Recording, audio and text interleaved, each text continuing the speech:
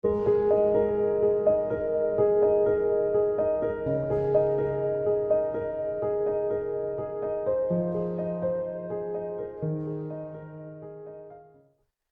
gusto es poder saludarte nuevamente y darte la bienvenida a una edición más de Reavivados por su palabra. Hoy nos detenemos a meditar en el capítulo número 28 del libro de Isaías. La Organización Mundial de la Salud hace la siguiente declaración: el consumo de bebidas alcohólicas en las reuniones sociales es frecuente en muchos lugares del mundo, pero puede tener consecuencias sanitarias y sociales negativas relacionadas con sus propiedades tóxicas y la dependencia que provocan el consumo de estas sustancias.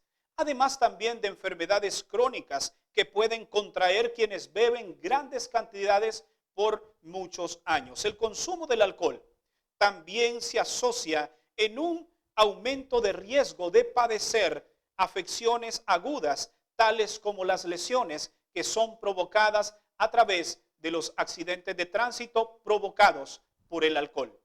¿Sabes que este no es un problema nuevo? Desde hace mucho tiempo, el alcohol ha causado grandes problemas en el mundo, y en el tiempo de Isaías no fue la excepción. Veamos cuáles son las lecciones que nos deja el mensaje de este día. El capítulo de hoy nos presenta un vicio terrible: la ebriedad. Los profetas con frecuencia amonestaron en contra de este mal hábito. Sin embargo, el contexto del capítulo de hoy nos presenta a Isaías amonestando a los líderes religiosos que fueron presas de la terrible enfermedad y el vicio de lo como lo es la ebriedad. Fue una amonestación a los líderes de aquel entonces del pueblo de Israel. Notemos lo que declara el versículo 7. Pero también estos erraron con vino y con sidra se entontecieron. El sacerdote y el profeta erraron con sidra, fueron trastornados por el vino, se aturdieron con la sidra, y dice que erraron en la visión y tropezaron en el juicio. Notemos la terrible condición del pueblo en aquel entonces. Hasta sus dirigentes habían caído en las terribles garras de la embriaguez. Así era imposible guiar al pueblo y dar las enseñanzas que Dios quería que ellos recibieran. Pablo advirtió acerca de este peligro a los de Éfeso. Recordemos lo que declara Efesios capítulo 5, verso 18. No se emborrachen con vino, sino más bien sean llenos del Espíritu Santo. Podemos decir que estos sacerdotes no estaban llenos del Espíritu Santo, quien da la lucidez y la sabiduría para enseñar. ¿Qué consecuencias experimenta aquel que carece del Espíritu Santo y se deja llevar por la embriaguez del pecado? La consecuencia número 1: pierden la cordura. Estamos hablando en términos espirituales. Muchos líderes religiosos en la actualidad están enseñando prácticas en las que las escrituras no apoyan, carecen de cordura y podrían ser catalogados como tonterías. Por ejemplo, manifestaciones de risa por supuestas llenuras del Espíritu Santo. Otra, el saco ungido del pastor. Muchos líderes religiosos hoy en día han llegado a colmos porque no están siendo guiados por el Espíritu Santo. También existe el golpe santo, que con un golpe el pecado puede desaparecer de tu vida.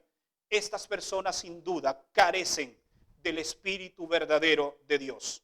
La segunda consecuencia de aquellos que están embriagados por el pecado es que son trastornados, pierden de vista el interés por las ovejas y se concentran únicamente en la que éstas pueden darles. Han sido trastornados por sus deseos egoístas de anhelar crecer en la prosperidad a costas de la manipulación y la ingenuidad de la gente. La tercera característica es que pierden la visión. Dios tiene una visión clara para su pueblo, pero muchos líderes la están perdiendo. Dios anhela una iglesia pura, limpia y sin mancha. Pero podemos cometer el error de pensar que Dios acepta algunas manchas dentro de su iglesia y que podemos acomodarnos a vivir con ellas y no hacer nada para quitarlas. Nunca perdamos la visión que la palabra de Dios establece para su iglesia, una iglesia santa. Y la cuarta consecuencia, son incapaces de discernir entre lo malo y lo bueno. Isaías dice que tropezaron en el juicio.